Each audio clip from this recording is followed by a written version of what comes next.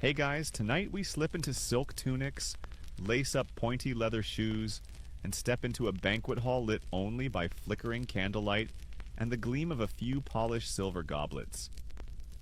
Long wooden tables creak under the weight of steaming pies, roasted birds, and jugs. So many jugs.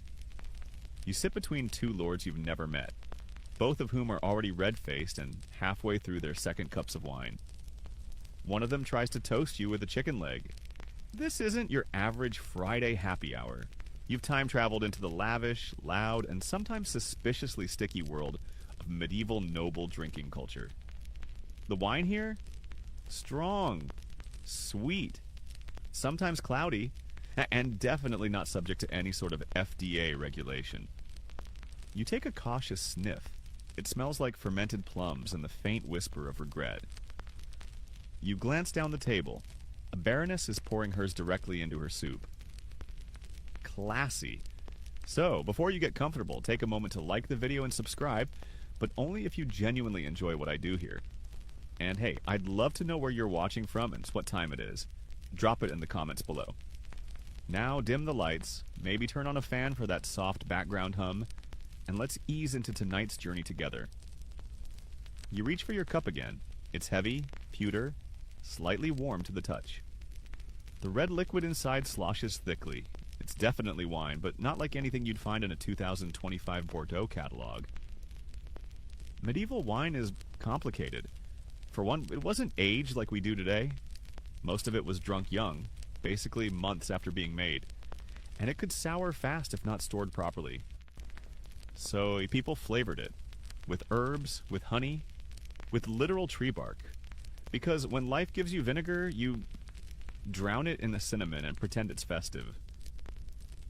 This evening's vintage? Likely a rough blend of imported grapes from southern France or Italy, though if you're somewhere in England, odds are it was shipped in barrels across the channel and lost about 30% of its dignity en route. And yes, nobles drank it constantly, at feasts, during meetings, even at breakfast. It wasn't just about the alcohol. Wine symbolized wealth, access, and a certain I own at least 3 villages level of status. In some courts, not offering wine to your guests was like hosting a dinner party today and forgetting to charge your LED light strip. Embarrassing. But here's the kicker. Even this fancy feast wine was often diluted with water. Not to make it weaker, oh no. The idea was that drinking wine undiluted was considered vulgar. Barbaric. Roman writers like Pliny the Elder literally judged people by their wine-to-water ratio, and that little snobbery lingered into the medieval period. Historians still argue whether this dilution habit was about taste, custom, or just a clever way to stretch the good stuff longer during winter. As you sip, a servant behind you bumps the table. Oops, your wine ripples ominously. The cups aren't standardized, by the way. One might hold a pint, another might be no larger than a shot glass, and they're not labeled. You just guess and hope. Kind of like trying mystery sodas at a fast food soda fountain, but with more consequences. Suddenly, a minstrel strikes a lute and starts singing about a drunken goose. Everyone laughs, probably because they relate. Your neighbor starts pouring again, and this time you notice. He's got a small pouch tied to his belt. Inside? Dried rosemary, likely. A personal spice stash used to flavor his wine on demand. Oh yes, this was a thing. Think of it as the medieval version of adding 5 pumps of hazelnut syrup to your Starbucks order. Except, less sterile and more likely to have chunks in it. Another servant sweeps by with a jug labeled Hippocras. You've heard of this. It's wine infused with sugar, cinnamon, ginger, cloves, and anything else that wasn't nailed down in the pantry. It was the ultimate medieval party punch, often served at the end of the meal to aid digestion. More like to launch digestion into orbit and let it sort itself out. You sip. It's like drinking warm, boozy apple pie filling. Not bad. Could be worse. Could be Pascha, a Roman leftover drink made of vinegar and herbs that some lower-ranking knights still swear by. Pascha was the electrolyte drink of its day. Not tasty, but efficient. Brutally so. Back to your feast. You watch as nobles clink cups, give increasingly loud toasts, and oh, here comes the part where someone falls backward off a bench. Classic. A herald announces the arrival of an imported vintage from Gascony. Everyone oohs. The noble hosting the party beams with pride. Age 6 whole months in oak, he declares. As if that's impressive. It's not. But no one says anything because he owns all the sheep in the county. The cupbearer enters now, a serious-looking man with the suspiciously clean hands of someone who doesn't trust anything. His job? Pour drinks, sure. But also test for poison. You watch as he takes a small silver spoon, dips it into the wine, and tastes it first. Then he nods. Only then does he pass it along to the Lord.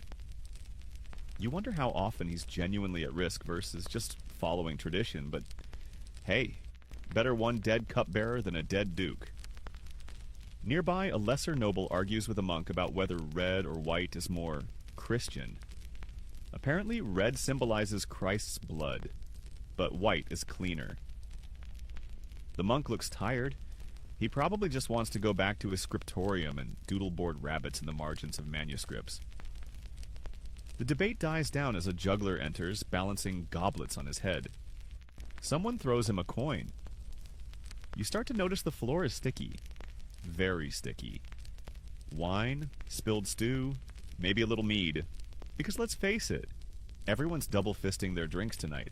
And you're just trying to stay awake. But honestly, this candlelight, this warmth, this low murmur of tipsy nobles retelling badly remembered crusade stories, it's kind of cozy. Almost like medieval ASMR. Before you know it, you're staring into your goblet again. The last drops glimmer like rubies in the firelight. Sweet, spiced, slightly smoky. It's not the worst way to end a night in the Middle Ages, unless you overdo it. Then, the next morning, yeah, you probably won't survive this. You wake up early the next morning, not because you want to, but because a rooster outside sounds like it's doing death metal vocals. Your head feels like it's been personally stomped by a warhorse. Congratulations! You've survived your first noble feast, and yet, even in this groggy haze, you're handed another cup. But this one's not wine. It's ale. Yes, ale. Brown, murky, frothy stuff that smells like a loaf of bread and a wet barn. Welcome to your daily medieval hydration plan. Because while the nobles reserved wine for feast, diplomacy, and casual poisonings, ale was the real MVP of medieval liquid life. Everyone drank it. Lords, ladies, monks, peasants, your neighbor's goat, probably. And it was drunk all day. Morning, noon, evening, and especially whenever water looked suspiciously swampy, which was always. You sip, it's warm, slightly bitter, but surprisingly refreshing in a better-than-cholera sort of way. This isn't your modern IPA, by the way. Medieval ale was brewed without hops for centuries, which means it went bad faster and had a lighter, breadier taste. It was more like a liquid snack than a buzz. And speaking of buzz, this stuff was usually very low in alcohol, especially the popular small ale that practically replaced water. Children drank it. Monks fasted on it. Laborers chugged it by the gallon before noon. You wander into the kitchen area of the manor, huge stone hearth, iron kettles bubbling, and someone shouting at a scullery boy about burnt porridge. Here, a woman stirs a massive pot of barley mash. She's brewing ale the way it's been done for centuries. Boiling grains, cooling the mash, then letting it ferment in giant wooden tubs. No fancy thermometers, no sanitary gloves, just wild yeast and blind faith. One quirky twist? Sometimes the brew had herbs tossed in, nettle, yarrow, or something ominously called ale hoof. Historians still argue whether these were for flavor or for some early attempt at medicine. Or maybe just because someone was bored and had access to a hedge. You duck as someone swings a ladle over your head and pours a steaming bucket of ale into a waiting barrel. This batch will be ready in a couple days, maybe even sooner if it's warm. No aging required, no bottling either. It's all served from casks or jugs. People came with their own containers, cups, wooden tankards, or just hollowed out horns if they wanted to flex. Now here's a fun bit. Ale wasn't just a beverage.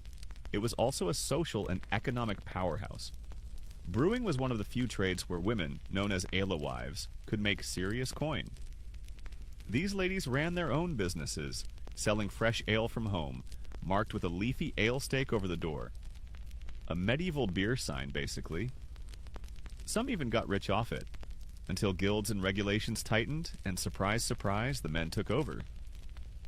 But for now, back to your cup. You wander through the manor gardens, sipping and watching bees buzz around wildflowers. A squire walks past with a tankard, probably headed to sparring practice. Yep, even training nights pre-gamed with ale.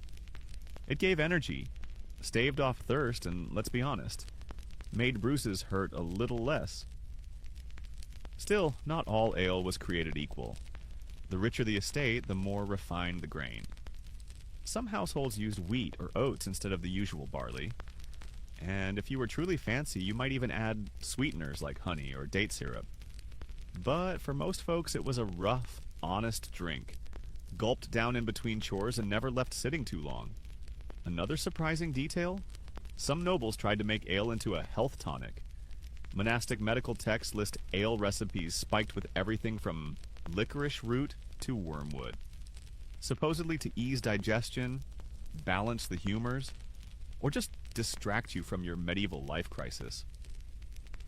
At a nearby table, two older men are arguing. One insists that ale should only be consumed fresh and cloudy. The other swears his uncle once aged a barrel for 3 months and saw visions of St. Cuthbert. You're pretty sure that was just mold. You glance around and realize everyone is drinking. A gardener, a falconer, a cook, a 10-year-old chasing a chicken with a wooden sword. All holding mugs of ale. It's communal, constant, comforting even. But with great ale comes great responsibility, or at least the need to make more of it. Ale didn't store well, especially without hops, which means most households brewed it weekly or even daily. There were no six-packs to stash in the root cellar. You made it, drank it, then made more. It was a cycle of eternal fermentation. You pass by the ale storage room. It smells like wet wood, damp grain, and a hint of regret. Inside, barrels stacked like puzzle pieces, sloshing with barely sealed tops. Someone sneezes in the corner. Sanitation? Let's not talk about it. Suddenly, a boy runs past you shouting "small ale" for the lady, and hands a fresh mug to an elderly noblewoman sitting by the fire. She takes a delicate sip, nods, and returns to her embroidery. Yep. Even Grandma's day starts with a little buzz. Here's where things get weird. In times of scarcity, some households reuse their grain mash for a second brew. The result? A weaker ale often called second runnings. It tasted like someone rinsed a cereal bowl with warm water and whispered the word beer over it. But it kept the thirst at bay. And in lean times, even nobles drank it. With a frown.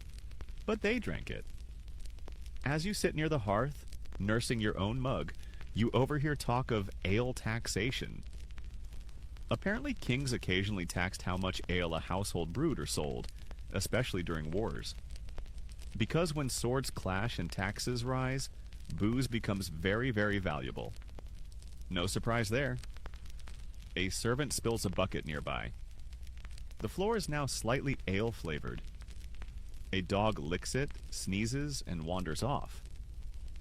You wonder how many stories in this manner begin with, "So I had a few ales and then..." A woman next to you leans in and whispers that the lord of the manor is considering switching to beer. Real beer made with hops. Scandalous. In this part of England, hops are still considered foreign, even a bit suspect.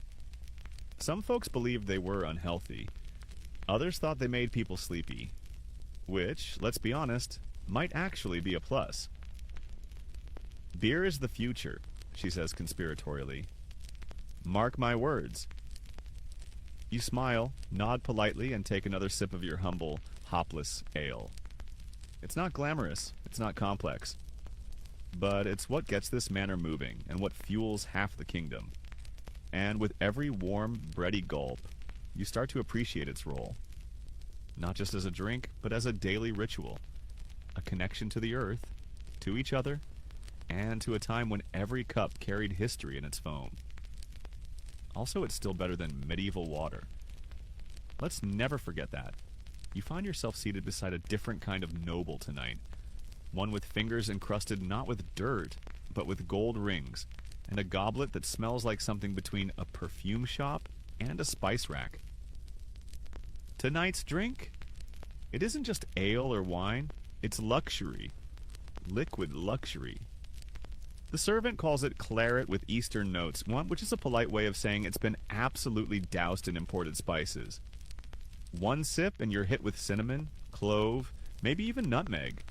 The taste is rich, warm, and just a bit overwhelming, like drinking the inside of a treasure chest. Welcome to the strange, fragrant world of spice-infused drinks. Medieval nobles, always eager to flaunt their wealth, went wild for exotic flavors. And nothing said, "I'm richer than your entire bloodline," quite like saffron in your cup. Spices like pepper, ginger, cardamom, cinnamon, and galangal weren't just for food. They were steeped into wines, meads, and syrups to create an experience as dramatic as a peacock on a platter. You swirl the drink. There's a bit of residue at the bottom, maybe ground almonds or crushed dried roses? Could be both. One recipe from a 14th century noble's household included crushed violets and orange peel, along with a splash of something mysterious called borage water. Historians still argue whether borage was added for flavor, medicinal purposes, or just because someone saw a flower and thought, "Let's drink it." You lean back, letting the spices hit your tongue in waves. Sweet, floral, then suddenly sharp. It's intoxicating, not just the alcohol, but the sheer theater of it. This isn't just drinking, it's performance. Every ingredient imported, every sip a statement. And here's the kicker. Many of these spices came from very far away. India, Southeast Asia, even the Arabian Peninsula.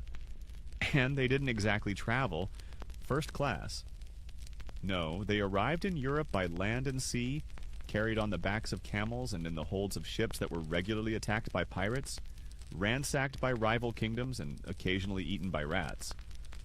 By the time they reached your goblet, those cloves were more valuable than gold.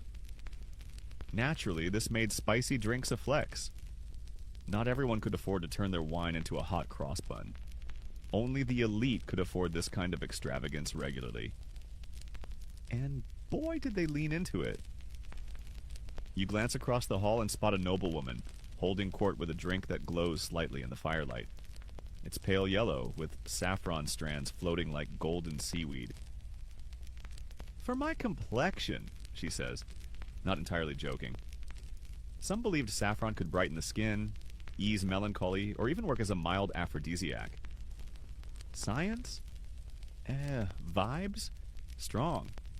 Servants glide by with trays of other drinks. One smells like mulled pear. Another has a reddish hue and is served warm, with crushed anise and a slice of dried fig on the rim. Because yes, medieval nobles invented the garnish. Somewhere, a hipster bartender just cried. You overhear a conversation between two knights about the cost of pepper per ounce this season. They're not joking. Pepper was ridiculously expensive. In fact, it was so valuable that wealthy families stored it in locked chests. In some transactions, it was literally used in place of currency. And it wasn't just about flavor. Spices were also believed to balance your bodily humors. Too much cold and wet in your system? Add ginger.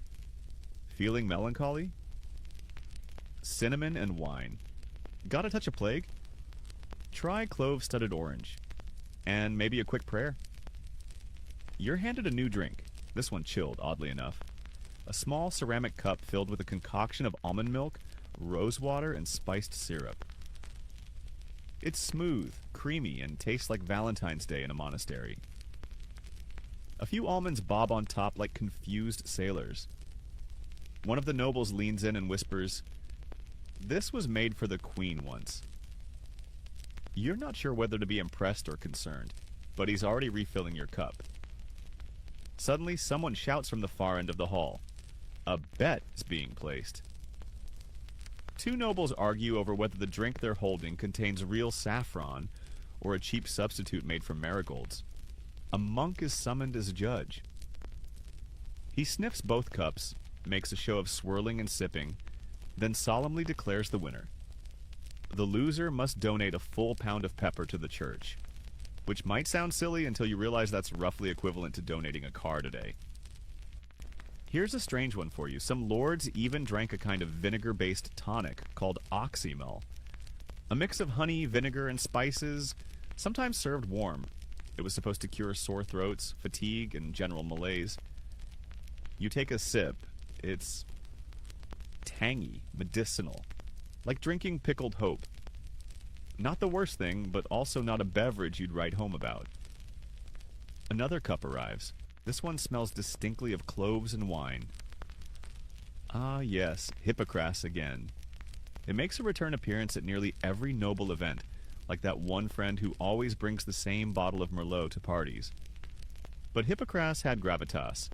Some recipes included ginger, grains of paradise, an actual spice, not a metaphor, and even powdered sandalwood. Historians still debate whether these spice drinks were genuinely tasty to medieval palates, or if people just pretended to enjoy them because they were so expensive. Maybe both.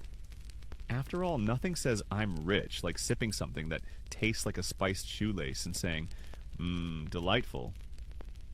You find a seat near the hearth. The fire crackles. A man across from you is gently toasting a slice of bread over the flames and dipping it in his spiced wine. Medieval fondue? Maybe. Or maybe he just invented the world's soggiest dessert. There's something comforting about it all. The warmth, the scent, the low murmur of voices speaking in 10 different dialects about pepper prices and gout remedies. You swirl your goblet one last time, watching the tiny bits of cinnamon sink to the bottom. It's not just about getting tipsy, it's about belonging. Every spice in that cup was touched by sailors, merchants, traders, and hands across continents. It's a global story reduced to one rich, pungent mouthful. And just like that, you feel a little sleepier. The heat of the wine, the weight of the spices, the muffled laughter of nobles in various stages of tipsy poetry recitation. It all wraps around you like a velvet curtain. One more sip. Just one. And the room begins to blur, softly, sweetly, like cinnamon fog. You come to, still at the long table, still surrounded by nobles, but now the candlelight has dimmed, the fire has burned lower, and the chatter has dropped into a mellow hum. Someone near you is softly snoring into their trencher of bread, and in front of you, a golden goblet, sticky, floral, absolutely reeking of honey. Welcome to the world of mead, the drink of choice for poets, warriors, newlyweds, and anyone who thinks wine is too sour and ale too. Well, peasanty. You lift the goblet, it's heavier than it looks, rimmed with gold, possibly kissed by a dozen royal lips before yours. The liquid inside glows amber like melted sunlight, thick with sweetness and ancient ambition. You sip. It's syrupy, fragrant, and just the tiniest bit fizzy. Mead. The OG of alcoholic beverages. Archaeological evidence suggests people were brewing it before they figured out how to ride horses or write the word cheers. But tonight's batch isn't from a dusty cave. It's from a noble cellar brewed with wildflower honey, hints of rose, and probably some questionable water from a stream with too many frogs in it. Still, it tastes like medieval romance in a cup. You look around. The vibe has changed. Earlier, it was courtly noise and toasts. Now it's soft lute music, whispered flattery, and long looks exchanged by torchlight. That's the mead talking. You're now deep in the post-feast phase, when nobles shift from boasting about land holdings to blushing at sonnets and scribbling love notes on parchment. You lean closer to a conversation about the bridal cup, a special mead brewed for weddings, meant to ensure happiness, fertility, and possibly a few awkward wedding night mishaps. It was often laced with extra herbs, not all of which were for taste. Some were said to boost desire, while others just made you fall asleep before causing any trouble. Historians still argue whether mead's romantic associations were purely symbolic, or if it actually had mild aphrodisiac effects. What we know for sure, a lot of people ended up with 9 kids and absolutely no memory of the wedding toast. A serving girl walks by with a ceramic jug labeled Melomel. Someone at the table perks up. You're told this is fruit-infused mead. Tonight's batch has blackberries and elderflower. You snag a cup. It's like drinking honey through a berry bush. One noble next to you sighs dreamily and announces he shall name his next falcon Melomel. Everyone applauds. You start clapping too. No one knows why. There's a bard standing by the fire now. His song is slow, lilting, and oddly tearful, for someone singing about a goat falling in love with a windmill. That's mead for you. It doesn't make you rowdy. It makes you reflective. You look into your goblet and wonder if your childhood goat ever loved you back. Probably not. She did eat your boots. As you sip, you notice something peculiar about the aftertaste. It's not just honey and fruit. There's a faint bitterness. You ask, and the noble beside you explains. Herbs. Some brewers added things like heather, rosemary, even lavender. Others, if they were feeling particularly bold, experimented with more obscure plants like hyssop or wormwood. They claimed these additions aided digestion or cleared the humors, though most of them just made you burp more poetically. And mead wasn't just a drink. It was a symbol of peace, of treaties, of sacred moments. In Norse tradition, it was believed that the gods themselves drank mead in Valhalla.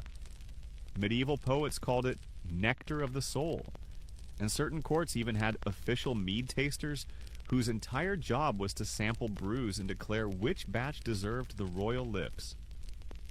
You watch as a servant presents a particularly ornate goblet to a dowager countess. She sips delicately, nods, then passes it on to her granddaughter.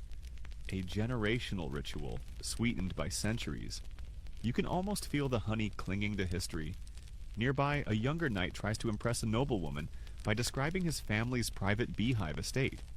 The bees are hand-fed roses, he says. She's clearly not buying it, but she's drinking his mead, so maybe that's victory enough. Someone passes around a tiny cup of something called metheglin. The name alone sounds like a medieval sleeping spell. It's herbed mead, heavy with spices, meant to be sipped slowly. You try it. It's like inhaling an herb garden and washing it down with syrup. Not unpleasant, just medieval. A scholar nearby remarks that metheglin comes from the Welsh words for healing drink. Apparently monks once prescribed it for colds, melancholia, and whatever ailment caused people to hear voices in the walls. A noble laughs and says, I once heard a wall recite Chaucer backwards. You're unsure whether that's the metheglin or a deeper issue. Another servant appears, this one bearing oxymel mead, a mead vinegar hybrid that seems to be designed solely to separate the brave from the foolish. You decline, politely, but you've noticed something important tonight. Unlike wine or ale, mead has this curious ability to slow time. You aren't slurring or staggering, you're warm, gentle. Your shoulders relax. The fire crackles just a bit softer. Even the floor feels less sticky. It's as if mead doesn't want to get you drunk. It wants to lull you. To press you into your chair and whisper stories of bees and flowers until your eyes droop. A servant offers you one final cup. This is the Lord's favorite, she says. It's a clear mead, chilled, with a floating petal and a twist of orange rind. You sip. It's divine. Smooth, fragrant, and elegant. The kind of drink you'd offer to a guest you never want to leave. And secretly hope does anyway so you can finish their cup. You glance around. Most of the hall has settled into sleepy conversation. A few guests doze openly. The bard's song fades. The noble next to you gently snores into a cushion embroidered with bees. And you? You're halfway through your final cup. Not rushed, just floating somewhere between honeyed bliss and historical daydream. One last thought before you fade. Someone, somewhere, gathered flowers, raised bees, boiled water, waited days for fermentation. All so you could taste this exact moment. Sweet dreams come easier when they taste like flowers and firelight. The mead lingers warmly in your belly as you drift from the great hall to somewhere quieter. Stone corridors echoing with the faint tread of soft shoes and the flutter of a candle. You're following a monk now, apparently invited to observe an ancient tradition. He speaks little, but you catch a whiff of barley and pride. You're about to enter the strange, solemn, and surprisingly competitive world of monastic brewing. You expect prayer and silence. Instead, you get rows of bubbling cauldrons, barrels stacked to the ceiling, and a group of monks in hoods arguing over the strength of the last batch. One of them just called the prior's latest ale blasphemously weak. Turns out, behind monastery walls, monks weren't just translating Aristotle or illuminating manuscripts. They were brewing some of the best booze in medieval Europe. And not just to sip after Vespers. Brewing was income, hospitality, nutrition, even charity. The Benedictines and Cistercians were known for their high standards. Brewing in a religious setting meant cleanliness, patience, and that particular kind of obsession only a monk could have. They recorded recipes with detail rivaling modern cookbooks. How much malt, what kind of water, how long to ferment. One famous abbey had 4 different grades of beer: light for novices, hearty for guests, rich for feast days, and liquid bread for Lent. Seriously, some monks literally fasted by drinking beer instead of eating solid food. Historians still debate whether this was holy discipline or just the world's sneakiest loophole. The monk guiding you gestures proudly toward a vat of dark, rich-smelling brew. "We call it Black Soul," he whispers. "Very popular with visiting knights. Makes them see angels, or claim they did." You raise an eyebrow, he grins. He's not kidding. And here's the quirky bit. Monks didn't just brew beer. Some monasteries experimented with herbal liqueurs like wormwood-infused tonics, digestifs with mint, and mysterious potions meant to purify the spleen. Whether they worked is questionable, but the branding, impeccable. A few became famous enough to survive into modern times. Ever heard of chartreuse? That's monk magic. Literally. You're handed a wooden mug of what they call meditation ale. It's dark, nutty with a weird hint of lavender and something earthy. Maybe thyme? You take a sip. It tastes like a forest is hugging your tongue. But gently. One brother insists the secret lies in their well water, which bubbles up through blessed limestone. Another swears it's the yeast, hand-cultivated from the abbey walls over generations. You just nod slowly, pretending to understand fermentation as you sip what might be the most spiritually confusing drink of your life. Nearby, a monk sharpens a quill and mutters to himself about the temperature curve during the 3rd hour of the mash. You step carefully past him. This is sacred ground. Holy yeast lives here. In one dark corner, an elderly monk sits with a row of tiny ceramic cups. He's the taster, appointed by the abbot himself. His job?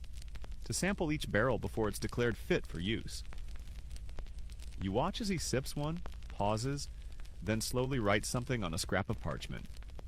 It reads, "Smoother than Brother Peter's homilies." High praise indeed. The brewing process, you learn, takes days. Malting the barley, drying it over fires, which sometimes added smoky flavors. Boiling the mash, fermenting, then casking. And unlike secular brewers, the monks did it all with the same care they gave to liturgy. Brewing was a kind of worship. Every bubble a prayer. You're shown the cellar, cool, stone-walled candlelit.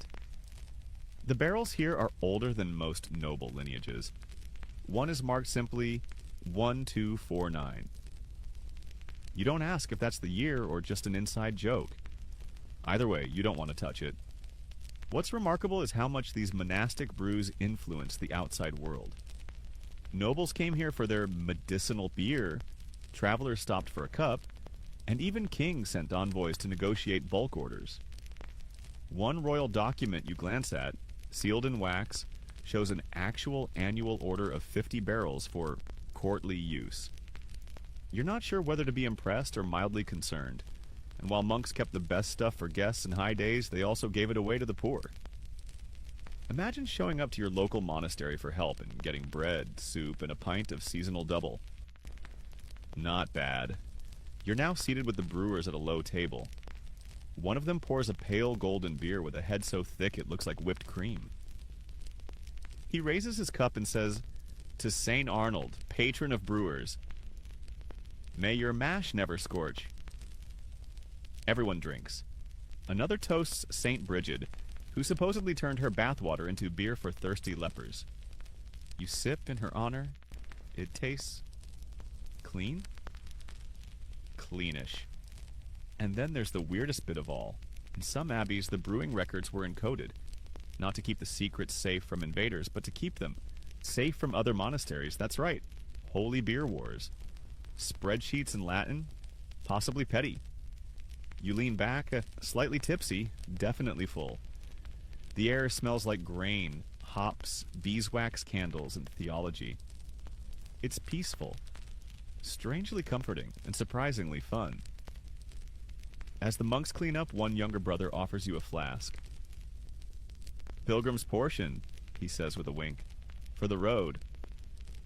You slip it into your pouch. Outside, the stars are bright. The cool air sobers you just a little, but not too much. Just enough to realize something. Monks weren't just preserving scripture, they were preserving flavor. They were brewers of beauty, alchemists of comfort, and they made sure that even in a world of plague, war, and taxes, there was always something to raise a cup to. You take one last look at the abbey, then turn down the path. Your flask bumps against your side. The night is young, and the road, for once, feels soft beneath your feet. The abbey disappears behind you, swallowed by morning mist and the distant sound of a monk sneezing politely into his sleeve. You've barely gone a mile down the road when a rider thunders past, cloaked in velvet, shouting something about rosewater wine night at the castle. Naturally, you follow. Soon enough, you're back among nobles, but this time, it's not a grand feast. It's something stranger, smaller, experimental. Welcome to the alchemical corner of medieval mixology, where herbs meet booze, courtly love meets questionable science, and someone somewhere has definitely added powdered emerald to a cocktail. You enter a private solar where nobles lounge on embroidered cushions. The room smells like crushed petals, lemon rind, and ambition. In the center, a servant mixes drinks, not pours. Mixes a jug of milk, a vial of mint oil, a sprinkle of dried violets. All swirled into a ceramic goblet and passed off as refreshment. You take a cautious sip. It tastes like if perfume learned how to punch. Courtly cocktails, you learn, were part art, part brag, and part accidental chemistry. Nobles love to invent signature drinks, combinations of wine, mead, or spirits with rosewater, orange blossoms, almond milk, vinegar, flower petals, or occasionally gold leaf. Not for flavor, for sparkle. And the weirder the combo, the more attention you got. You hear whispers of milk punch with cardamom, fennel ale float, and something terrifying called syrup of violets over ice shards soaked in cherry vinegar. Historians still argue whether these drinks were genuinely consumed or simply theatrical, displayed for wow factor and barely touched. Either way, they existed. Medieval drink menus could have given modern molecular bars a run for their money. The favorite tonight is posset, a warm blend of milk, curdled with ale or wine, thickened with egg yolk and flavored with nutmeg or saffron. You brace yourself. The texture is clumpy, but oddly comforting. Like spiked tapioca that lost its will to live. Across the room, a noble boasts that his physician invented a healthful bitters tonic, involving wormwood, gentian root, and just a whisper of snake powder. You raise your eyebrows. He nods solemnly. Helps with wind. Welcome to the blurry line between beverage and cure-all. In many courts, drinks weren't just for taste, they were medicine. Or at least people hoped they were. Scholars wrote entire volumes on liquid tonics to treat everything from melancholy to hot blood. Most were alcohol-based. Naturally. A lady nearby offers you a cordial made of quince juice and spiced brandy, served in a tiny glass the size of a thimble. For nerves, she says sweetly, you drink it. Your nerves are not soothed, but your lips go numb. So, success? Then comes surfeit water, a post-feast digestive brewed with fennel, cinnamon, and enough sugar to qualify as medieval Red Bull. This one's not for enjoyment, it's for survival. Because once you've eaten a swan stuffed with a duck stuffed with a fig, you need something to get it moving again. You overhear a knight swearing by wormwood brandy with elderflower and silver shavings. His squire quietly adds that it made the knight recite poetry to a tapestry for 2 hours. You nod. Been there. In one corner, a group of younger nobles are playing a game. Invent the weirdest possible drink, then dare each other to sip it. The current champion is a lukewarm blend of mead, pomegranate seeds, dried basil, and goat's milk foam. It tastes reportedly like betrayal, yet amid all the chaos, there's beauty. The colors, the scents, the sheer inventiveness. One drink is layered, red syrup, golden wine, and a frothy top of whipped almond milk. Another is served in a hollowed lemon, garnished with candied rose petals. You're pretty sure someone snuck in a hibiscus flower just to say they did it first. But don't get too dreamy. Some nobles took things too far. There are records of elixirs laced with crushed pearls, mercury, yep, and even bits of fossilized bone, usually under the claim of enhancing vitality. Spoiler, they did not. They enhanced your odds of meeting the Lord early. You're handed a glass of something labeled simply the elixir. You take one sniff and pass it on. You're not ready to transcend dimensions tonight. A physician nearby explains that many of these drinks weren't just courtly curiosities. They were rooted in humoral theory. You know, the belief that your body is ruled by 4 fluids: blood, phlegm, yellow bile, and black bile. Drinks were made to balance these. Too melancholic? Try wine with mint and honey. Too sanguine? Sour cider with powdered bark. Do they work? Well, historians still argue whether these prescriptions were genuine cures or just a way to drink brandy with extra steps. The sun sets. Torches are lit. The room glows gold and soft pink from rose-tinted glassware. Someone begins singing softly in Latin, possibly about digestion. It's oddly soothing. You're offered one final concoction. Peach mead with a dash of rosemary served in a cooled pewter cup. It's simple, elegant, and best of all, recognizably drinkable. You sip. Sweet. Herbal. Clean. You sit back, letting the evening settle over you like silk. And here's the funny part. Amid all the chaos, these odd medieval drinks feel oddly modern, trendy even. You wouldn't be surprised to see one of them on a rooftop bar in Barcelona next week. Because humans, no matter the century, love a fancy drink, love to show off, love to experiment.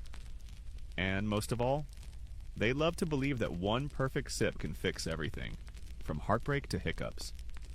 You close your eyes. Somewhere someone is pouring another rosewater fizz over crushed almonds. You let the sound of laughter and clinking cups lull you, not drunk, just dreaming. You wake up in a different part of the castle. The same candlelit ambiance, same velvet cushions. But the vibe? Oh, it's taken a turn. The music is louder, the laughter looser, and someone is attempting to juggle apples while standing on a barrel. You've stumbled into the after-feast drinking phase, better known as the medieval liquid Olympics. Forget courtly cocktails. Forget meditative mead. This is where things get messy.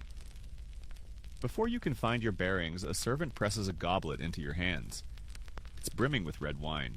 Probably Hippocras, but maybe just a hastily mixed blend of everything that didn't get finished during the main feast. It tastes like nutmeg, cherry, and ambition. Across the hall, two knights are locked in a stare-down, hands poised over their goblets. A third noble counts them down. 3, 2, drink. And just like that, they chug. The first to slam his cup down roars in victory. The other belches, then promptly topples backward. Welcome to the medieval drinking contest. These weren't rare events. In fact, they were practically expected at noble gatherings. Drinking wasn't just about celebration, it was a public sport. A display of strength, endurance, and how well you could stay upright while singing bawdy songs in Latin. The more you could handle, the more respected you were.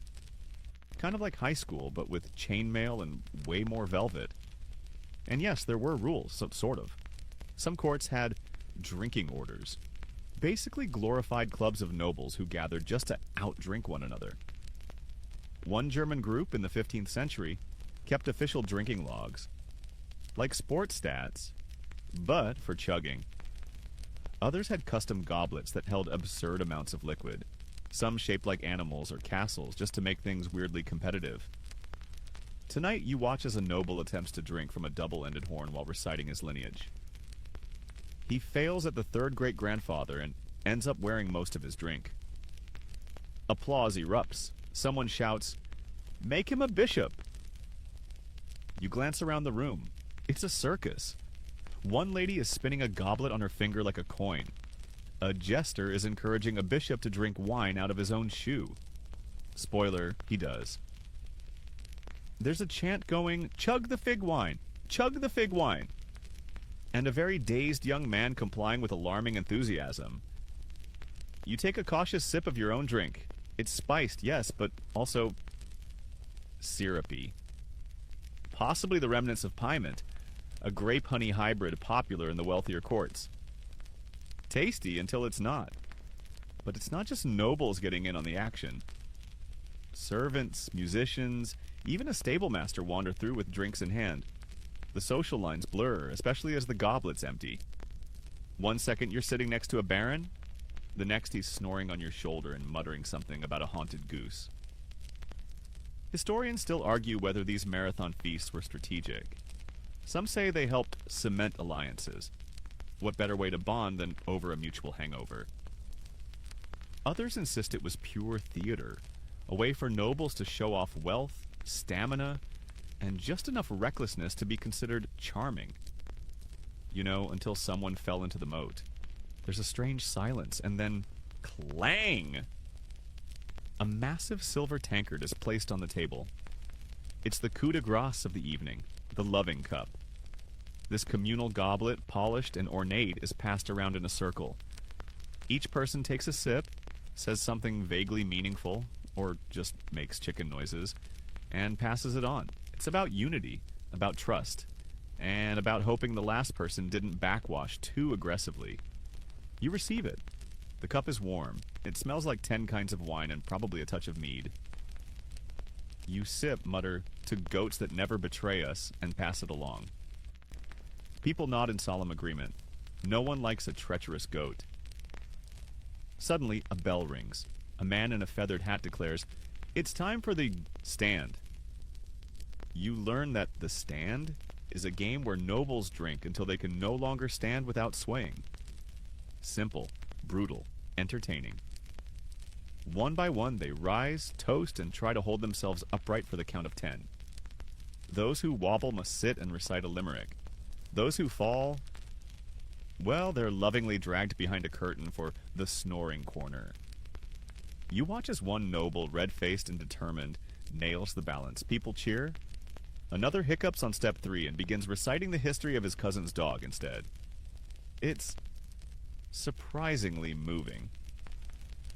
A lady near you shares a tip. You must eat something greasy before these nights. She hands you a slice of roast pork wrapped in mint leaves. It's a lifesaver, or at least a stomach saver. But not everyone plays the fool. A few older nobles sit calmly, sipping fortified wine with the focus of monks. You ask one what it is. Verjuice, he says, an acidic drink made from unripe grapes or crab apples. Tart? Sharp. Said to cleanse the palate and the soul. You try it. Your mouth puckers so hard it tries to fold in on itself. Cleansing? Absolutely. And then, just when you think things are slowing down, someone introduces a game called Cup of Fortune.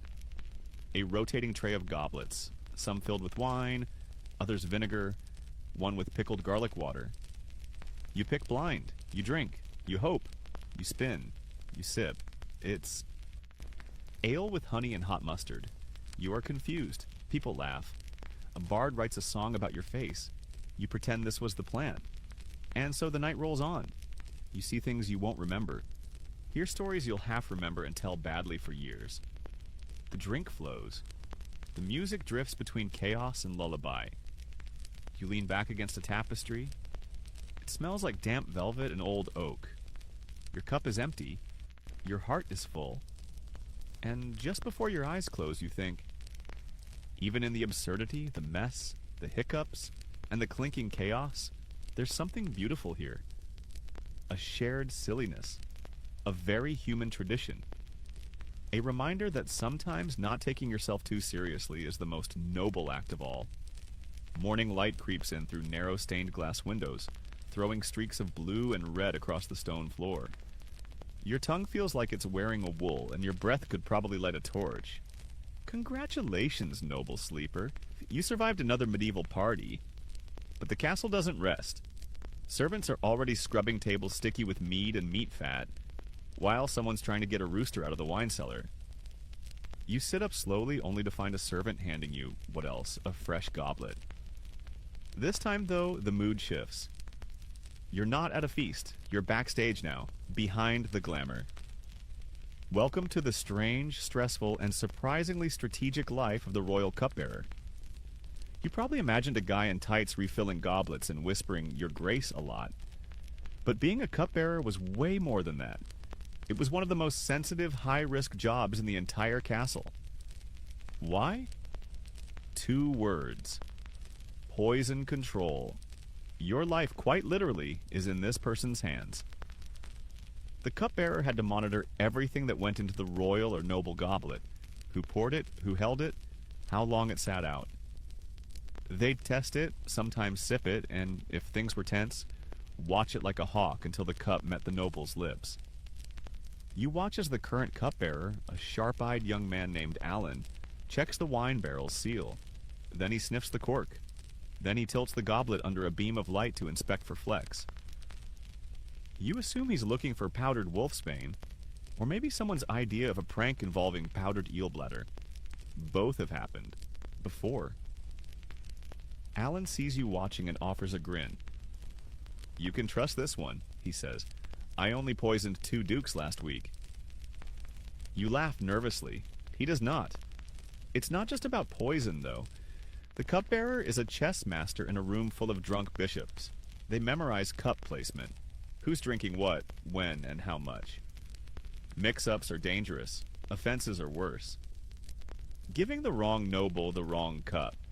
That could start a family feud. Or at least get you assigned to latrine duty until next harvest. Alan points out the subtle code. A twist of ribbon on the goblet stem means the duke wants only weak wine. A sprig of mint equals no spice. A copper ring equals check for poison twice. You realize it's like medieval barista shorthand, only instead of oat milk foam, it's "please make sure this doesn't kill me." And don't forget politics. A gifted goblet was a diplomatic weapon. It might be filled with a rare vintage to impress a guest, or just enough vinegar to insult them without saying a word. The cupbearer delivered these drinks with precise body language. A slight bow meant welcome. A raised eyebrow? Careful. A completely blank stare? We're watching you. You shadow Alan for an hour as he navigates the castle halls. He brings mulled cider to a noblewoman whose husband recently tried to claim part of the king's estate. She sips, smiles. He bows exactly 1 inch deeper than usual. Message received. In another chamber, he serves diluted ale to a visiting abbot. The cup has a carved fish on the base, a symbol of religious purity. The abbot nods approvingly. No words exchanged. Just drink diplomacy. But there's more. Cupbearers also manage the drink storage, the royal cellars where barrels were inventoried, guarded, and occasionally tampered with. You follow Alan into the wine vault beneath the castle. It's cold, damp. Smells like earth, mold, and a hint of cherry mead. Barrels are stacked like fortresses, some marked with wax seals, others with chalk runes only cupbearers could read.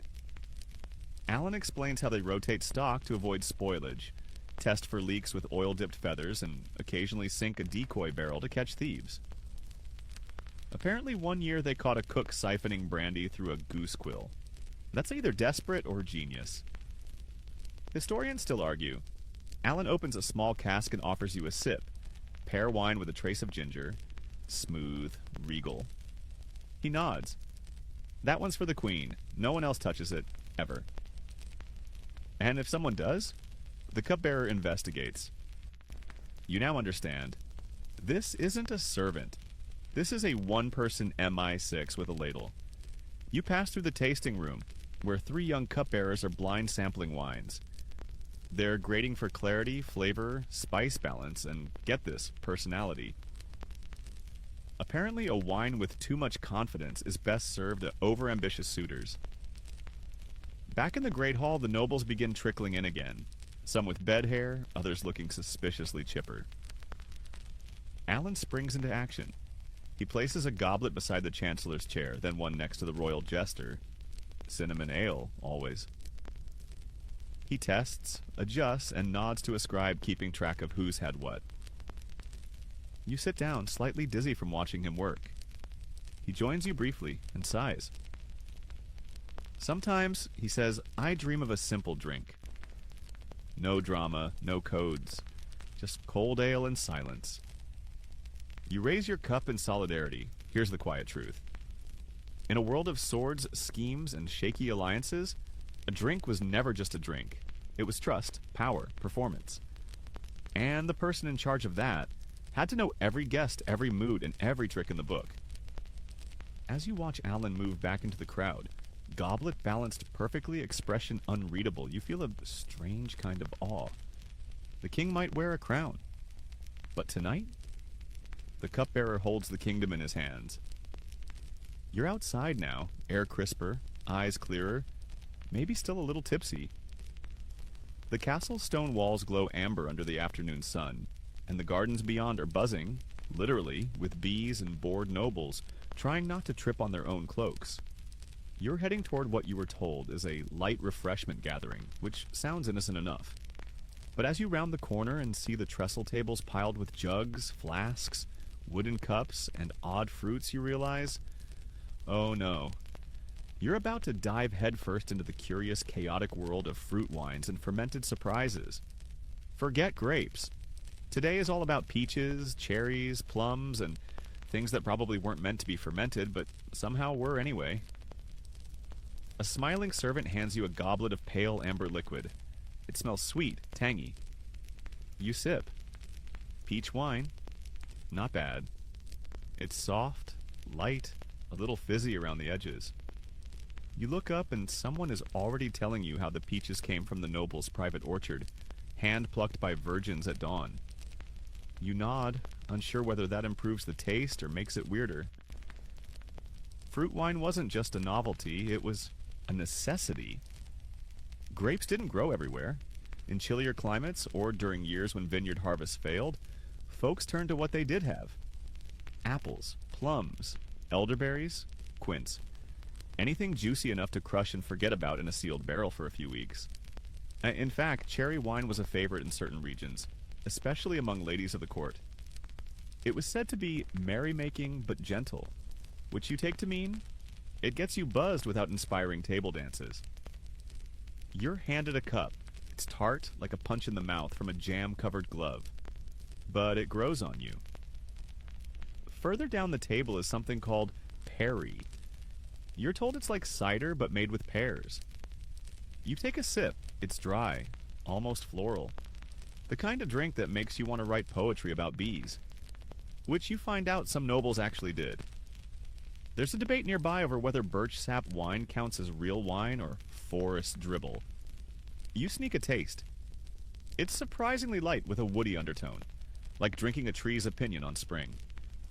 Then comes a jug labeled simply rhubarb. You pause. Someone assures you it's perfectly fine. Very cleansing, they say. Encourages bowel honesty. You take the tiniest sip.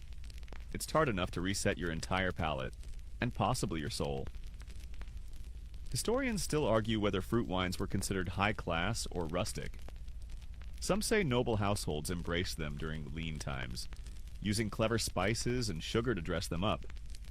Others claim it was more of a countryside thing, where people made the best of whatever was growing near their goat shed. But then again, you're watching a baron sip fermented strawberry cider from a gold-rimmed goblet while quoting Ovid, so class lines might be a bit blurred. A young noblewoman waves you over to try something called rose-hip cordial. It's a rich red, slightly syrupy, served cold with a sprig of mint. She claims it's very restorative. You sip, it's good, like if tea went to finishing school and married into money. Nearby, a brewer enthusiastically describes a failed attempt to ferment turnip juice. Too earthy, he admits. Tasted like regret. You respect the honesty. One gentleman, proudly displaying his stained fingers, offers you a glass of blackberry wine he made himself. Left to ferment in my summer tower, he says, as if that explains the sediment. You swirl the cup.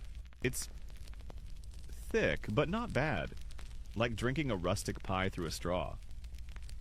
Another trend you're introduced to is spiced cider punch, a festive blend of apple wine, cloves, cinnamon, and honey. Served warm in the colder months, it was the medieval version of a cozy blanket. One sip, and you understand why entire winter festivals revolved around this stuff. It's like hugging a fireplace. But perhaps the most surprising guest at this fruity party? Dandelion wine.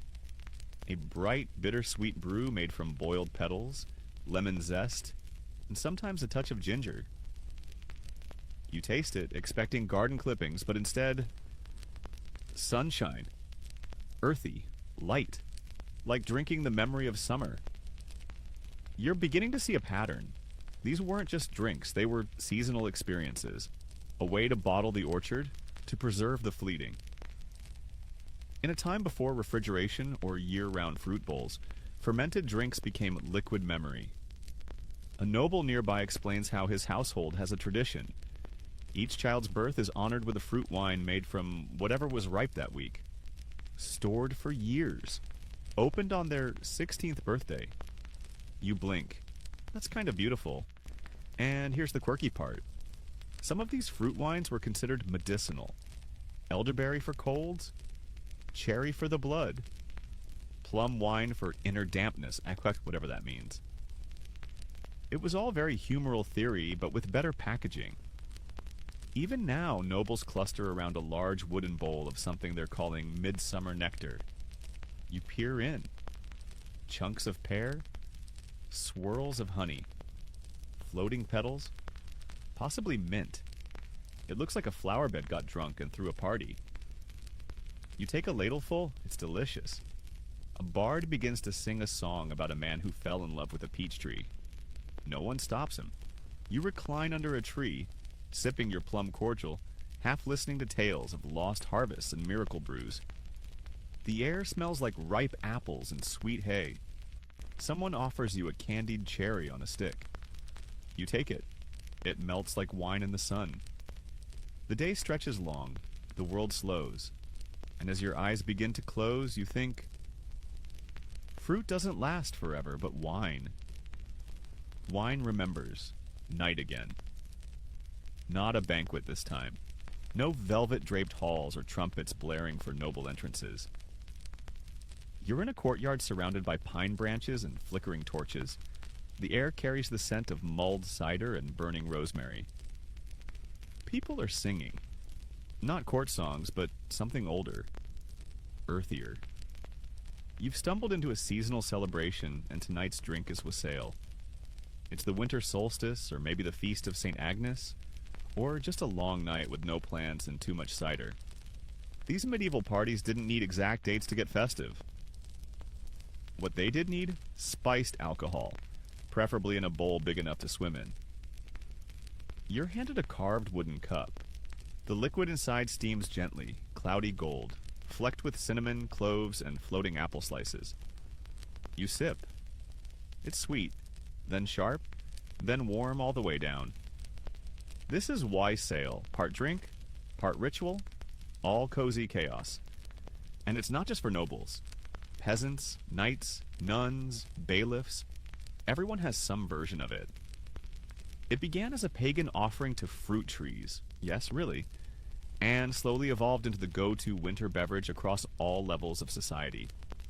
You toast the trees to encourage next year's harvest, literally. People would carry cups into the orchards, sing to the branches, splash a little cider on the bark, and hope for apples. Kind of like plant-based bribery. You sip again, letting the spice tingle on your tongue. Someone shouts, "Wassail!" and a chorus echoes it back. The word itself comes from Old Norse, vesheil, meaning be healthy. Which is ironic, considering how strong this brew is. The bowl is passed from hand to hand. Each person sips, says a blessing or a joke, and passes it on. It's less about intoxication and more about connection. To the land, to each other, to the strange comfort of warm drink on a cold night. You notice a pattern. Different drinks for different times of year. Spring brings honey-infused meads, laced with early herbs like mint and lemon balm. The lightness echoes the season.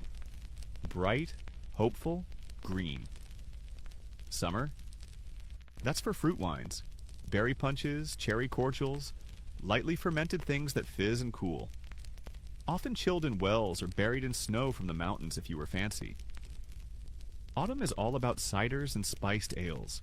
The flavors get darker, heavier, deeper. Apple and pear dominate, often boiled with cinnamon, dried orange, and nutmeg. This is when hearths get louder and drinks get thicker. And then comes winter, the heavyweight. Mulled wine, wassail, metheglin, even ale boiled with milk and oats, like drinking bread pudding by the mugful. It's meant to stick to your ribs, meant to keep you warm, meant to keep you going when the sun forgets to rise. One noble explains his family's tradition. 12 drinks of Christmas. A different concoction each night, ranging from a delicate almond milk punch to a terrifying mixture called fig vinegar fizz. You ask about that one. He makes a face. Unforgivable, he says.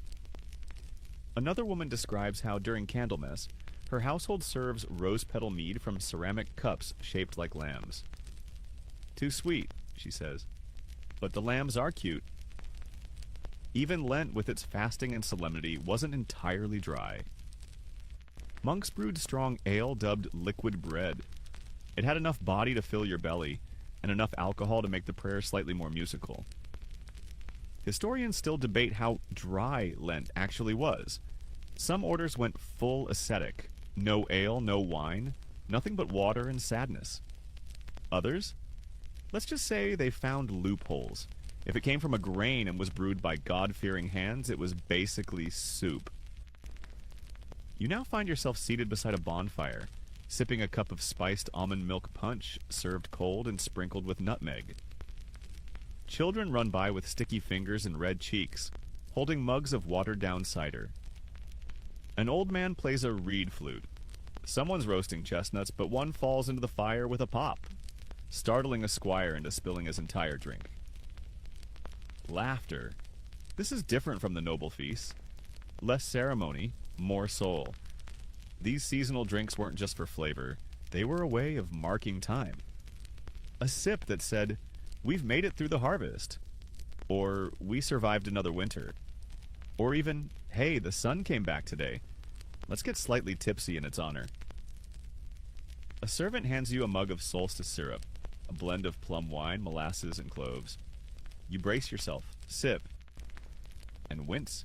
It's like drinking spiced glue. But it grows on you, like tradition, like family, like seasonal things that return, year after year. A woman nearby raises her cup and toasts to the next planting. Others follow, to full barrels, to fat geese. To drink that doesn't taste like sadness. You lift your own. To all of it, you say. They cheer. And beneath the stars, as frost creeps across the grass and smoke drifts lazily into the sky, you sip and sip again. Because here, in this moment, with cold fingers and a warm belly, you realize, medieval people didn't just drink to forget. They drank to remember, to mark the seasons, to honor the frost, to celebrate the return of light. And you? You'll never look at spice cider the same way again. The next morning hits a little harder than expected. Not because you drank too much. Okay, maybe a little. But because today you've been tasked with an impossible quest. Find clean water. You step out of your chamber with a goblet in hand and a sense of hope in your heart. It dies quickly. Because this is the medieval world. And water? Water is suspicious. Streams shimmer with algae. Wells are murky. Rain barrels are full of mosquito drama. You eye a fountain in the courtyard that looks charming until you see the stable boy washing his feet in it. So, what do nobles drink when they're not trying to get tipsy or poetic? You're about to find out. The first stop is the castle kitchen, where a cook is boiling water with herbs. "For the young lord's morning infusion," she says. You peek into the pot. It's mint, rosemary, and some leaves you're not convinced aren't just weeds. But the key? It's been boiled. Boiling water wasn't just for tea, it was survival. Nobles knew on some level that raw water could make you violently ill. So they infused it with herbs, added fruit juice or turned it into cordials, light, slightly sweetened drinks that straddled the line between beverage and medicine. You're handed a cup of barley water, boiled grains strained and chilled. It's murky, bland, and surprisingly refreshing. Like oat milk's medieval cousin that dropped out of monk school. It was especially popular during illnesses, served to people too weak to handle wine. Then there's herbal tea, which wasn't just for quiet afternoons. It was a serious beverage category. Chamomile, sage, mint, elderflower, lemon balm, anything that grew nearby and didn't kill you immediately got brewed. Not always for taste. Often for digestion, temperament, or vaguely warding off demons. Sometimes all three. You sip a blend of thyme and lavender. It's bitter but calming. The steward explains that it reduces the heat of the liver, which sounds like something a horoscope would say, but okay. Still, tea-like infusions weren't enough for heavy workdays, or recovery from an entire night of wassailing. Enter small ale again. You remember this one. Weak, barely alcoholic, brewed daily, consumed constantly. You walk past a servant handing mugs of it to gardeners. Even kids drink it. It's basically medieval Capri Sun.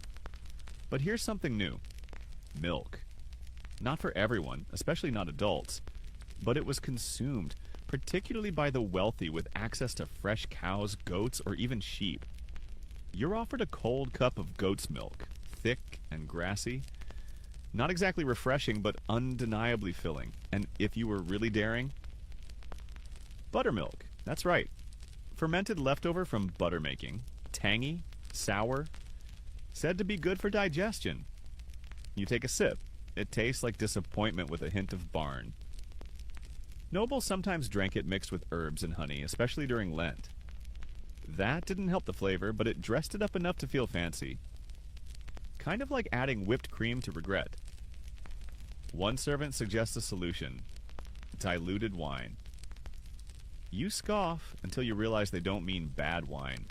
They mean very weak wine. Just enough to kill bacteria in the water, but not enough to send you reciting poetry to the pantry again.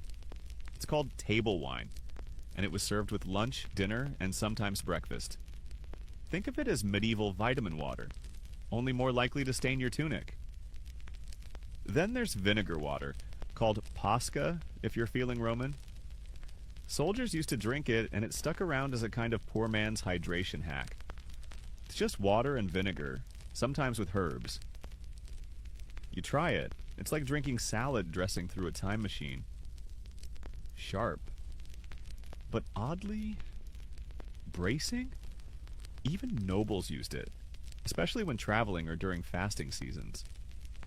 It was believed to clean the body, sharpen the mind, and make you less likely to die from questionable puddles. You pass by a hallway where a tutor is lecturing a boy on the four humors: blood, phlegm, black bile, and yellow bile, and how each beverage affects them. Wine heats the blood, ale swells the belly, milk spoils the phlegm, water cools the soul. You take a long sip of mint water and wonder how your soul's doing. Historians still argue whether the average noble truly feared water, or if they simply avoided it out of taste and tradition. The truth probably lies somewhere in between. A mix of caution, culture, and the undeniable fact that most water tasted like sadness, unless fixed with herbs, fruit, or a splash of something stronger. One thing is certain: nobody drank plain water if they could avoid it. Not unless it came from a mountain spring guarded by nuns or was boiled until it apologized for existing. You're starting to understand that hydration in the Middle Ages was a project, a thing you had to think about, prepare, flavor, dilute, boil, bless. Every cup held intention. Even now, sitting on a stone bench under a willow tree, you're handed a delicate drink called cold herb wine. A summer specialty made by steeping herbs in lightly fermented white wine, then chilling it in clay pots buried in wet sand. It's cool, earthy, exactly what your head needs. And in that moment, sipping quietly, you realize, even when they weren't drinking to get merry, medieval people still drank to feel something. Relief, health, clarity, a little safety in every swallow. And in a world where disease loomed like fog and life was rarely certain, even a simple drink of barley water or elderflower tea could feel like a kind of quiet miracle. By now, you've seen it all, or so you think. You've drunk from goblets made of gold, sipped wine spiced with cinnamon and confusion, and survived a hangover that probably qualifies as a minor miracle.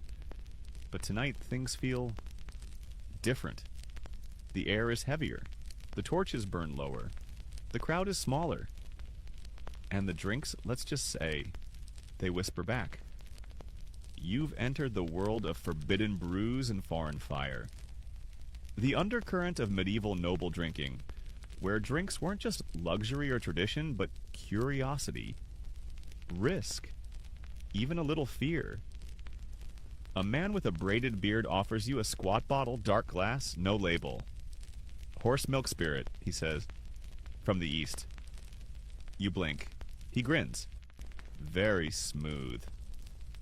You raise an eyebrow, but before you can decline, someone else leans in. I tried it once, she says, voice hushed. Made me dream of eagles. You shrug. Bottoms up. Kumis, that's what it's called. Fermented mare's milk, a Central Asian specialty, carried westward by traders, nomads, and the occasional adventurous Mongol emissary who thought wine was for cowards. It's sharp, tangy, slightly fizzy, and a little like someone carbonated yogurt and dared you to like it. You cough. Your throat tingles. It's not bad, just intense. Like drinking saddle leather with a hint of regret. But everyone around you nods approvingly. You didn't spit it out, someone says. You're fine. But kumis is just the start. A servant enters with a silver tray holding delicate glasses filled with something emerald green. It glows faintly in the firelight. Someone says it's fairy wine, and everyone chuckles. But you catch the real name whispered absinthe. Not the modern version, this one's an early ancestor. Wormwood-infused wine or brandy brewed in secret by alchemists and apothecaries. Strong, bitter, supposedly mind-expanding. Also possibly illegal depending on the kingdom and how twitchy the local bishop feels that week. You sip. It burns. Not like fire, more like realization. Anise floods your mouth. The taste clings, oddly floral. Someone next to you starts humming a Gregorian chant they didn't know they knew. There's a reason these drinks were called elixirs. Not just for fun. They were believed to enhance vision, unlock memory, open the spirit. Sometimes revered, sometimes banned.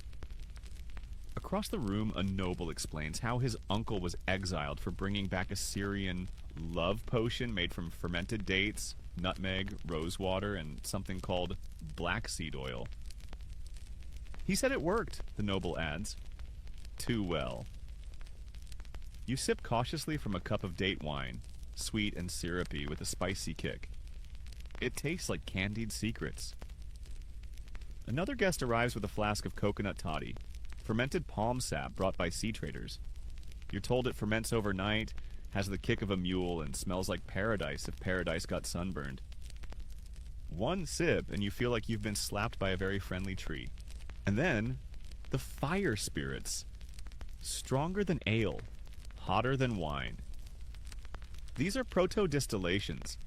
Not quite refined spirits as we know them today, but potent concoctions that monks and foreign alchemists dabbled in. Distilled barley, spiced grappa, or something resembling aquavitae. Water of life. They weren't sipping drinks. They were announcements. A monk named Brother Ludo offers you a thimbleful of clear liquid in a tiny iron cup. Don't inhale first, he says. You don't. You sip. It's lightning. It's remorse. It's surprisingly minty. Good for toothaches, Ludo adds. And communicating with the dead, if you're into that. Historians still argue whether these early spirits were common among nobles or just rare novelties, traded, gifted, or brought back from foreign campaigns. Some claim distilled alcohol was mainly medicinal in the early Middle Ages. Others insist nobles drank it at secret feasts, testing their tolerance and their luck in equal measure. Back in the room, a small gathering forms around a glowing, jewel-colored drink. Pomegranate wine, spiced with saffron and floating gold flakes. Imported from Byzantium, someone murmurs. Only served on equinoxes. You stare at the gold flecks. You drink. It tastes like sunlight that's forgotten how to behave. But not every exotic drink is respected. Some are feared. There's a story told, half joking, half hushed, about a prince who drank fermented scorpion tail wine in Cairo and came back speaking only in riddles. Someone adds, he's a bishop now. Everyone laughs, no one explains. There's a final offering. Spiced tobacco cordial infused with dried leaf, honey, and vinegar. Not smoked, sipped. A slow, bitter burn. It was said to calm nerves, sharpen the senses, and in one text, make the stars sing. You decline. One man doesn't. He immediately tries to recite a poem to a houseplant. By now the room has changed. Laughter is quieter, words are slower. You feel the drinks layering, spices over smoke, sweetness over heat. It's not drunkenness, not entirely, it's expansion. Curiosity made liquid. And this, you realize, was the real thrill for medieval nobles. Not just getting drunk, but getting transformed. Tasting the world. Traveling through goblets, letting foreign lands melt on their tongues. Some for power, some for pleasure. Some just to say they did. You lean back, cup still warm in your hands, and smile. Because tonight your drink wasn't just fermented, it was forbidden. It was foreign. It was alive. And somehow, so are you. Your surroundings shift once again. Gone are the noble feasts, the solemn abbeys, the rowdy taverns. Tonight, your drink is brewed not in barrels or goblets, but in cauldrons. And it bubbles. Gently, like it's thinking dark thoughts. You've wandered into the hush of the forest, or perhaps just a very remote part of the castle garden where no one bothers to light torches. The air smells like herbs, smoke, and damp stone. A woman in a tattered cloak greets you without a word and gestures to a low stool beside a fire. Welcome to the shadowy world of potions, charms, and herbal wine, where drink meets magic, and the line between healer and witch is thinner than a strand of hair. She hands you a clay cup. The liquid is dark, muddled, smells like elderberries and regret. You sip. It's bitter, so bitter it feels personal. But then something changes. A sweetness hidden under layers of bark, root, and ash. Good for the blood, she says. Also for dreams. You're not sure if that's comforting. These kinds of drinks weren't served at court banquets. They were prepared in kitchens, tucked behind herb gardens, simmered in bronze pots by women who knew exactly how much yarrow, wormwood, and poppy to use before things got complicated. In noble households, these brews had many names: tonics, cordials, elixirs. But among the whispers, they were called witches' wine. And the truth?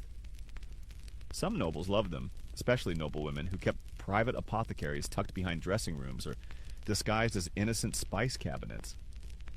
These weren't party drinks. They were personal. One noblewoman you meet has a collection of sleep potions, each more obscure than the last. Wine infused with poppy seed and vinegar, honey thyme syrup mixed into cider, even a concoction involving heated almond milk and valerian root, reportedly capable of knocking out a grown knight mid-compliment. She smiles. My husband snores like an ox. This works better than a dagger. You sip something green. It smells of basil and crushed petals. Tastes like a meadow during a thunderstorm. Someone nearby insists it helps align the spleen. Even in the world of nobility, herbal drinks were medicine, magic, and mystery all at once. For ailments of the body, sure, but also the soul. Lovesickness, melancholy, nightmares, ambition.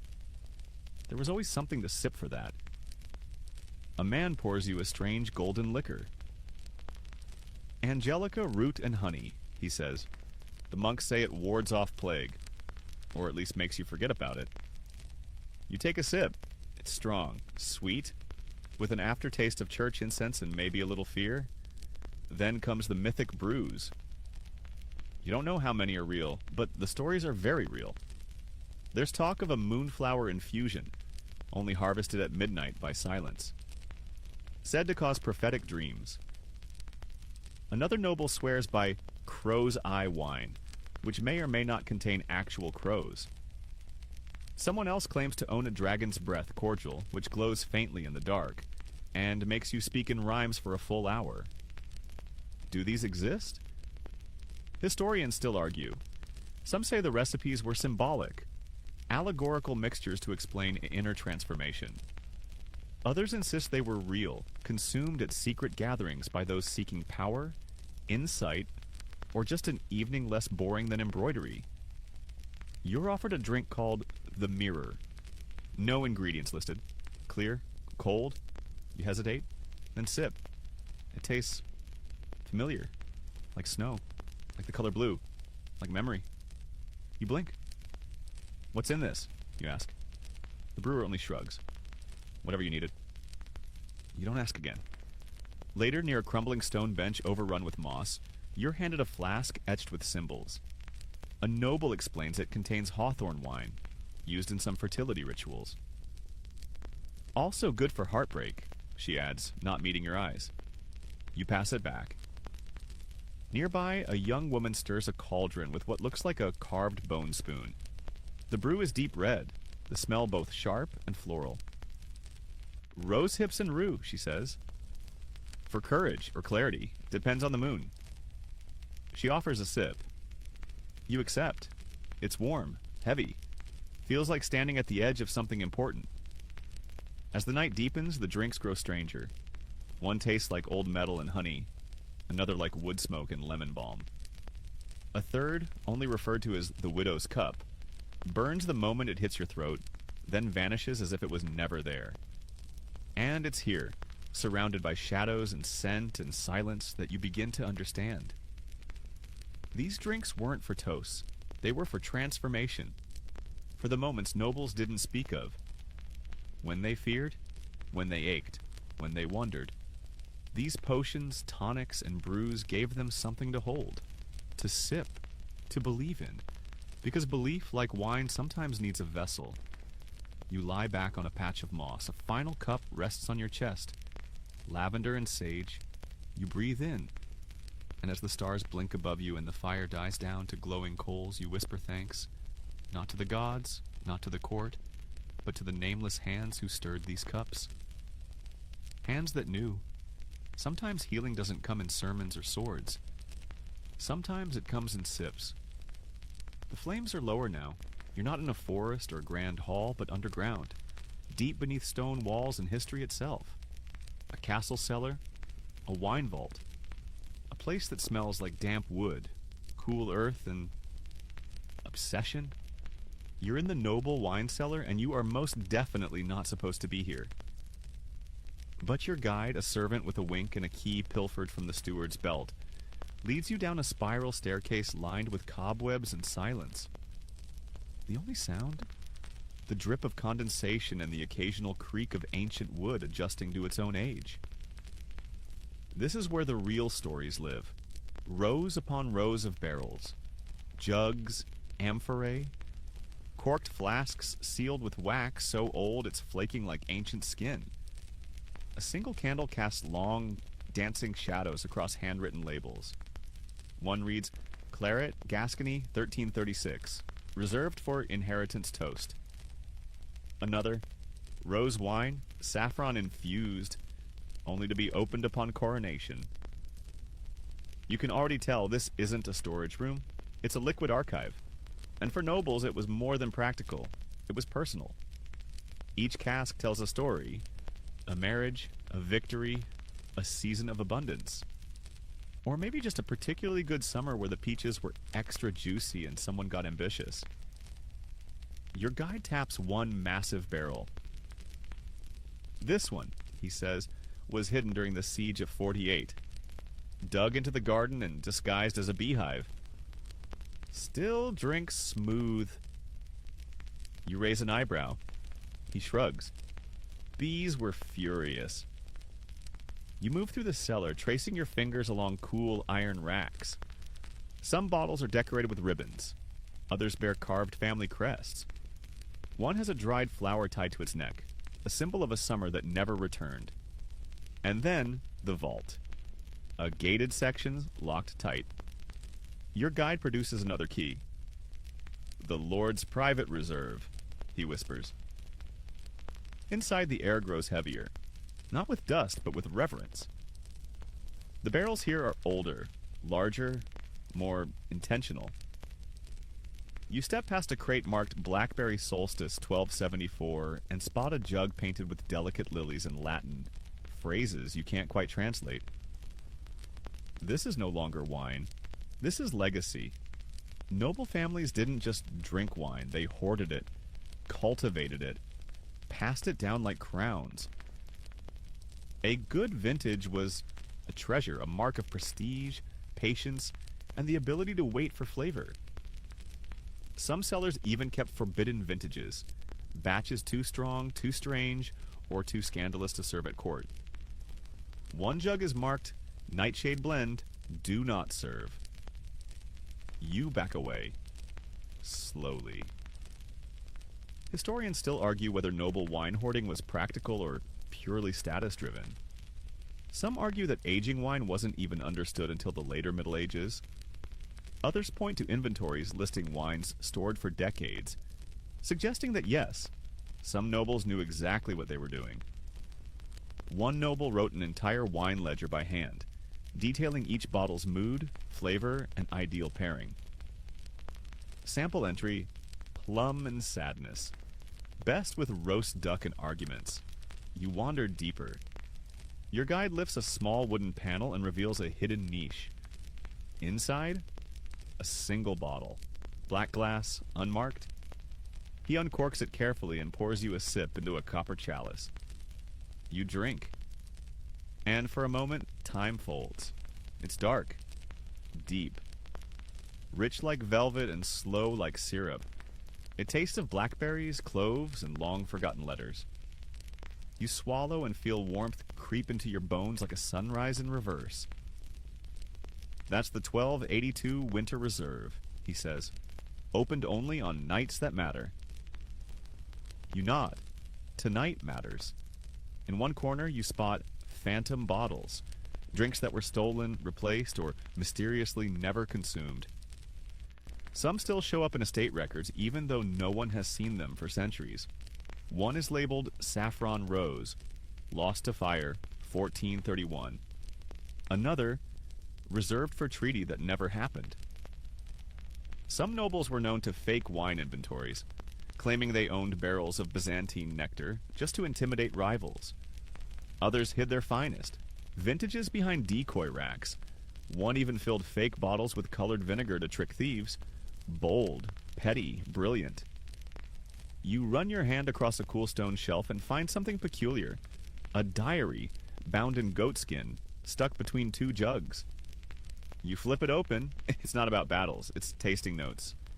Every entry a reflection on a drink. Tonight, plum cider, slightly sour. Reminds me of when Father left. Mint wine served too cold. Grandmother disapproved. Still drank 3 cups.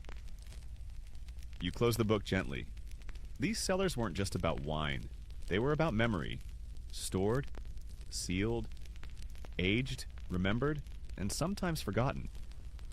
You sit on a barrel labeled "For Peace," and someone brings you a modest cup of blackcurrant cordial. It's simple, quiet, a little sweet, no fanfare. But it feels right, because not every noble drink was made for toast or tantrums. Some were made for nights like this, for secrets, for stories, for sitting still while the world turns slowly above. The candle sputters. Your guide nods toward the stairs, but before you leave, you take one last sip from the chalice. One more taste of time, trapped in wood and waiting. And you think history is written in ink. But memory? Memory is poured. You're back in your room now, if you can call this stone-walled chamber with a straw-stuffed mattress and a single beeswax candle a room. The bed creaks. Your boots are somewhere on the floor. And beside you on a small wooden stool, one final drink waits. It's not wine, not ale, not mead, cider, tonic, or exotic moonflower cordial. It's a cloudy herbal mixture that smells faintly of mint, chamomile, and something earthy. The servant who left it simply called it the morning after. You sip. And just like that, your entire day rushes back in reverse. The heavy wine, the bubbly ale, the fruit punch that tasted like a pie, the monk's ale that nearly made you sing psalms, the loving cup, the saddle-flavored mare's milk, the secret sips in the cellar. Your stomach protests, then settles. Barely. This drink, whatever it is, was brewed with recovery in mind. Because behind all the glamour of medieval noble drinking, the rituals, the spiced extravagance, the unspoken codes, comes the cold, sober truth. Someone always has to deal with the aftermath.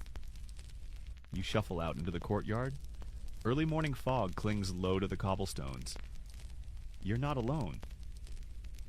A knight groans by a well. A cook sits on a crate holding her head in her hands. A jester has fallen asleep face down in a cabbage patch. Someone nearby is whispering a prayer to Saint Bibiana, the patron saint of hangovers. Yes, really. You sip again. The cup is warm in your hands now. Soothing.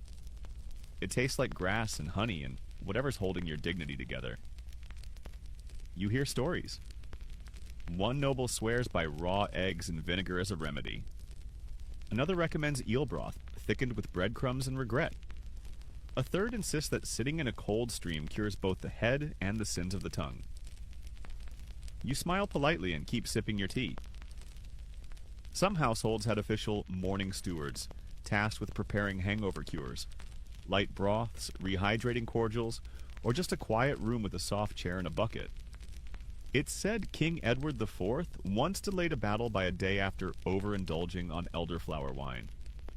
His steward gave him fortified cabbage tonic and strict instructions to avoid poetry for 24 hours. Historians still debate whether hangovers were viewed as shameful or just part of noble life. In many cases, they were almost a badge of honor. Proof you'd survived the feast, the toast, and whatever song ended with someone wrestling a goose. But among the wiser nobles, especially the older ones, there was a quiet reverence for restraint. For balance. You remember watching one elderly duchess at the feast, sipping just enough to warm her cheeks but never letting her words slur. Her cup never empty, never full, just enough. She called it sipping the shadow. Not drowning, not denying, just meeting the drink halfway. As you sit in the garden now, the sun breaking through the clouds, you understand. Because what you've tasted over these long, drifting nights wasn't just alcohol. It was culture. It was memory. It was ritual and rebellion, celebration and caution, luxury and survival, all poured into clay, glass, and pewter, passed hand to hand, century to century. The noble who toasts the peace treaty. The widow who keeps a bottle for anniversaries no one else remembers. The scribe who drinks nettle tea to stay awake copying stories he's never allowed to sign. The monk who blesses the ale before handing it to the weary traveler. The cupbearer who knows every guest's favorite vintage and every secret they're hiding behind a smile. The herbalist who brews the morning after cure and says nothing when you arrive. Bleary-eyed and humbled, cup in hand. You drain the last of your tea. The cup is empty, but somehow you're full. You stand, stretch, and begin the quiet walk back inside. The castle breathes slowly now. Doors creak. Fireplaces population. Life stirs. And beneath it all, always waits the next goblet. So now, dear traveler, let the last embers of this medieval evening fade to quiet ash. Let the laughter soften in your ears, the taste of cinnamon and clove retreat from your tongue. The pewter cup is set down gently. The jester's lute grows still. The barrels rest in the cool, dark cellars below, their secrets sealed in oak. You can still hear the faint echoes of a toast, the warmth of a firelit hall, the hush of a cloaked monk stirring a pot of memory. But now your breath deepens. Your limbs grow heavy, still, safe. The world outside these stone walls will keep spinning. Markets will open, carriages will roll, someone will spill a cup and blame the dog. But for now, none of that matters. You are wrapped in the gentle haze of history, floating between honeyed dreams and hearth smoke lullabies. The air smells of lavender and old parchment, of mead and moss, of soft endings. Whatever the drink was, whatever its name, wine, ale, cordial, potion, it did its work. It carried you here, to stillness, to sleep. So rest now, noble dreamer. Let the stars tuck you in with their ancient shimmer. And if you hear a distant goblet clink, don't worry. It's just the past raising a toast to you. Sweet dreams.